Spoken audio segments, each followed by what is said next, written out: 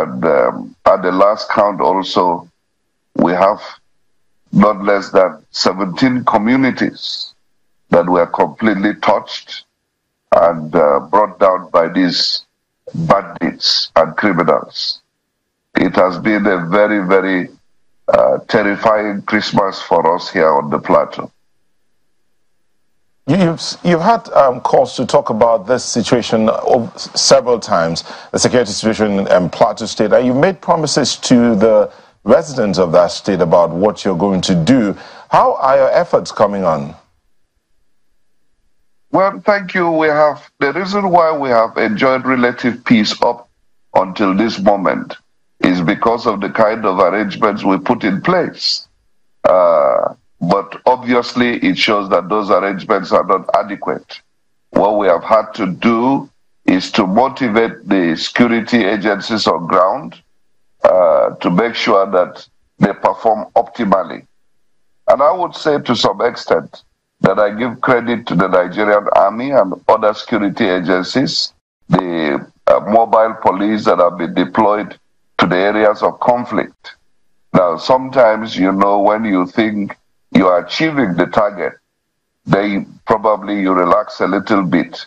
Because for me, security is not the presence of security personnel, it's the absence of conflict. And unfortunately, we've had to also engage in a lot of non-kinetic methods. We have had engagements with community leaders to be able to identify potential areas of conflict and nip them in the bud. We've been trying to build communal harmony, and to a large extent we have succeeded.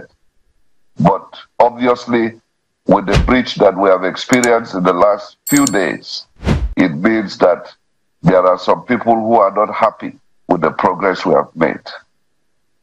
It appears that there are some particular local governments or areas in Plateau State that are like the target, so to speak, because Barkinladi and Bokos continue to appear in the news over and over again about these same matters. Is there something else that can be done or should have been done to ensure that they are no longer in focus?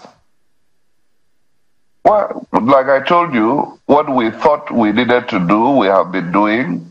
And of course, it's never going to be a finished work. We keep ensuring that we explore possibilities on a daily basis. Like you rightly pointed out, Mangu coming into focus and Bokos suggests many things, but we cannot be able to make any conjecture at this point. But sometimes it begs the question, why these local governments? What is the target? What is the motive? And I can tell you there are many questions begging for answers. That the focus on these local governments are not just ordinary. To me, there is a lot that needs to be explained. Indeed, Your Excellency, we're still wondering as well and waiting for answers. And I guess it's the reason why we have you with us this morning, that perhaps you can help shed light on some of the things that have been happening on the Plateau. You did say that you have been making moves for peace before now, suggesting that this perhaps has been carried out by people who are unhappy. When you say that you have been making moves for peace, peace between who? And why do you think that these people have now become a target in these communities? Well, thank you. The security agencies can bear witness to the efforts we have been making collectively. I remember recently the GOC himself had to call a lot of community leaders in the areas of conflict, where we have a lot of the natives and the Fulani leaders come to the discussion table, and let's see what are the issues that we can be able to deal with to forestall future occurrences. And we thought we had made a lot of commitments. We secured a lot of commitments from these leaders. Now, when suddenly these things happen again, then you would begin to ask questions. Certainly, there are people behind this. the attacks, this particular set of attacks were well coordinated and with heavy weaponry. And the question we needed to ask, who is behind this? Who is sponsoring this? And I can tell you that it's beyond my capacity as a governor to unravel this. The security agencies must do their work to be able to identify who are the sponsors of these attackers, who are the people that purchase arms for them, and where did the resources for the purchase of the arms come from. These are things that the security agencies, we would push them, we would urge them to be able to unravel. Because until we cut off the supply in terms of sponsorship, we may never be able to see the end of this. Particularly disturbing this time around was the fact that the terrorists decided to film their act. And those videos have now made their way to social media. It's very, disconcerting and very disturbing what precisely they seek to achieve by doing that. But I'm a little concerned about the response of security agencies. You did say that the attacks were coordinated in terms of how they have happened within the communities. You've listed at least 17 communities within certain areas. I think in Barkin Ladi. In Bokos, you say 100 people have been killed so far. Mangu, at least 15 people recorded killed in Mongo local government area. Distress calls and whether or not there were any distress calls sent out and the response that were given to the people of these local governments where the attacks happened. Yes, thank you. Like I was saying, I wouldn't want to throw the baby at the bathwater. Certainly, the response time can be better. There were distress calls sent out. Some of the responses would have been delayed for various reasons, including even the nature of our terrain. But generally, I would say that the response has been averagely adequate, because what the information at our disposal was that the nature of the attacks planned was such as to almost bring down these local governments completely. It was so unprecedented and monumental in the plans of these terrorists. But the response of the army has been able to push them back. That what we are even, as enormous as the casualties are, is as a result of the damage limitation done by the security agencies. But the whole essence of this, we perceive, is to break our spirits. In the journey of life, you have obstructions. And I think that the relative peace we have enjoyed, like I said, some people are not happy about it. And they want to set us back. But I can assure you that our spirits are not broken and will continue on the trajectory of peace. Well, I know my colleagues in Lagos have questions for you. Yes, thank you, Malkwe. Governor Muftuang, you've said earlier that, security is not the absence, well, without quoting you copiously, that it's the absence of communal conflict. And the IG had cause to visit you only a few months ago, and he in fact toured the local government that is in question, that has featured prominently in these attacks over the months. That's Mangu local government, to be precise.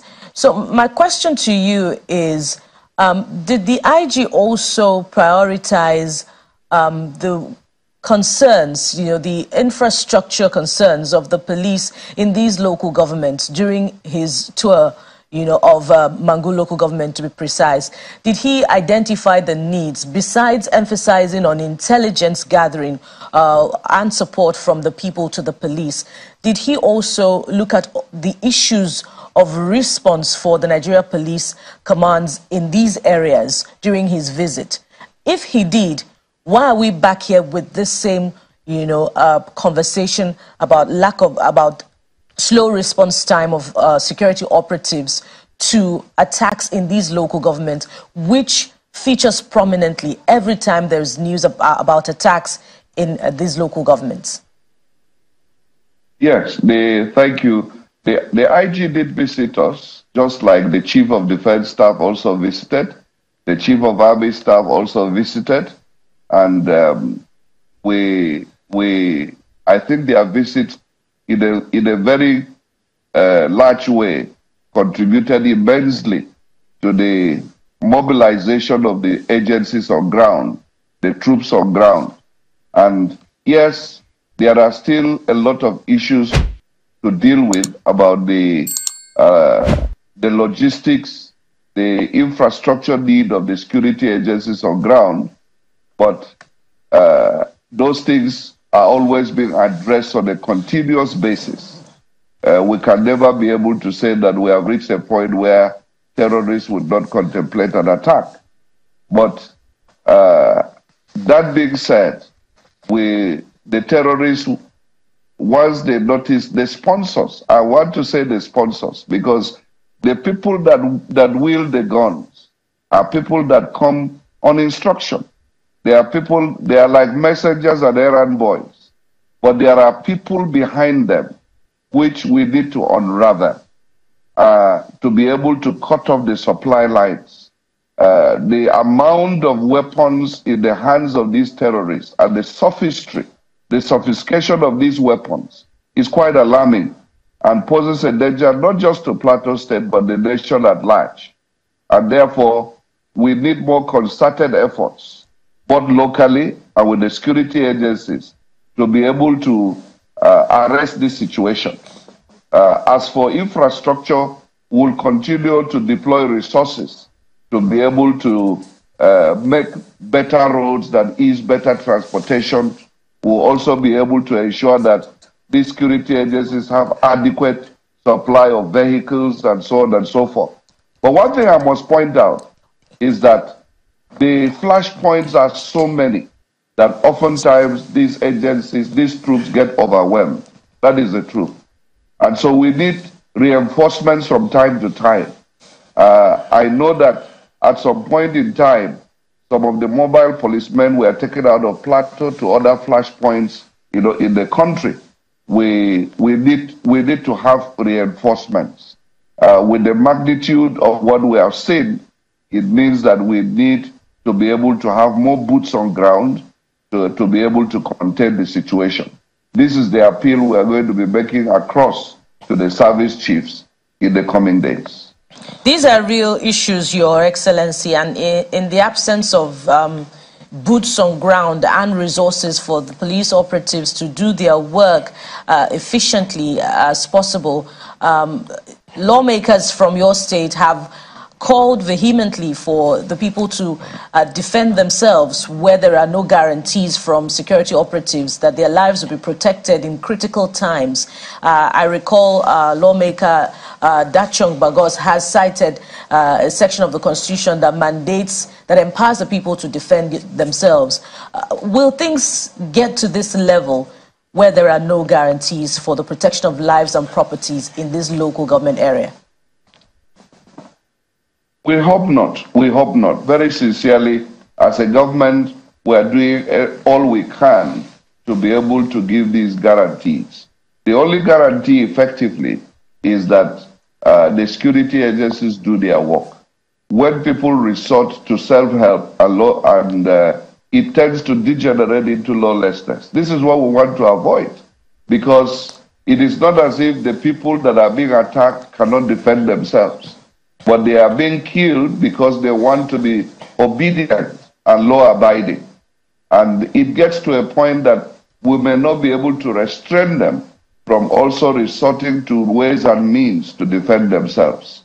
As a government, we'll continue to ensure that those charged with the constitutional responsibility of protecting lives and property do it as efficiently as possible so as to avoid pushing people into the temptation of taking laws into their hands. I wonder what your engagements with these communities have revealed. You talked about engaging with the Fulani leaders and the indigenous leaders in these local government areas. Is this also about land displacement, or what's this round of attacks really about? Your guess is as good as mine. When people are dislocated from their villages and they have to run for shelter, now we are struggling to provide shelter for these people that have been displaced and dislocated from their communities. If they stay away from those communities for a sustained period of time, the terrorists would come in. As I'm talking to you today, in Urium local government, in Barkiladi local government, schools have been occupied by these terrorists for almost a number of years now. We have not less than 64 communities that have been displaced, and the lands have been taken over by these marauding terrorists. So if this pattern continues, then you can see the trajectory, that at the end of the day is about pushing people out of the land, taking it over. And then we need, therefore, to be able to come up with a program. And I will be talking with Mr. President on this. We need to have someone the political will to give instructions to the security agencies that they must protect the territorial integrity of Nigeria and even the internal integrity of our land boundaries. There are ways of acquiring land, not through violence. And we must be able to resort to constitutionalism in dealing with these issues. People who want land on the plateau are free to approach communities and negotiate and settle in those communities. I don't think people will refuse. But where they resort to violence to take over those lands, you would be sure that this is a time bomb, because it will reach a point where the people will react, and then we're going to have a large-scale conflict. I pray we do not get to that point. I therefore want to, will be ensuring that, first of all, we stop this carnage going on, and then we're able to make sure that people who perpetrated these acts of terrorism, that they are also brought before the law. Because part of the problem we have is that so far there have been no arrests, there have been no prosecutions. And as long as we do not confront these issues headlong, then we are going to have, some people feel as if their attackers are being protected. And therefore, there will be a lot of anger that is building up inside their hearts, which can be unleashed anytime. But as a government, we would continue to promote dialogue so that we ensure that people can ventilate their positions and hope that we can be able to arrive at a position that will forestall future occurrences.